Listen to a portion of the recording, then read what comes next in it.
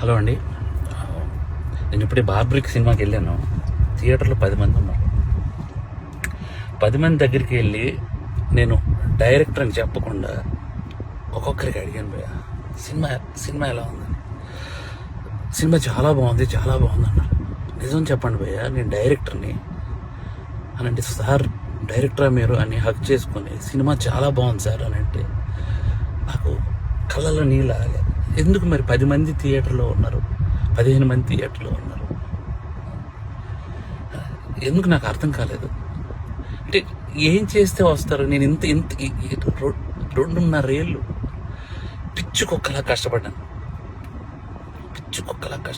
2.5 ఏళ్ళు.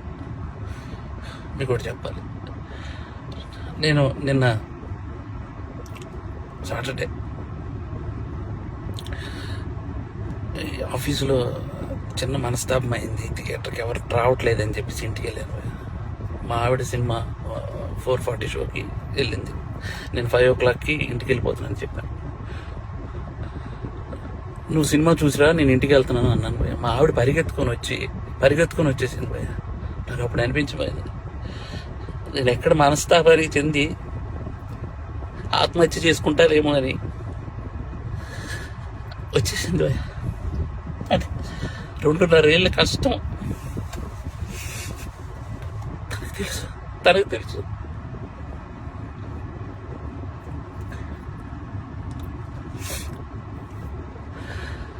మలయాళం కంటెంట్లు, మంచి కంటెంట్లు చూస్తారు థియేటర్లో అని చెప్పి చేశాను భయ్య. నేను కాన్ఫిడెన్స్తో ఒక మాట అన్నాను భయ్య జనాలందరికీ, సినిమా కానీ మీకు నచ్చకపోతే నా చెప్తే నేను కొట్టుకుంటా అన్నా. నేను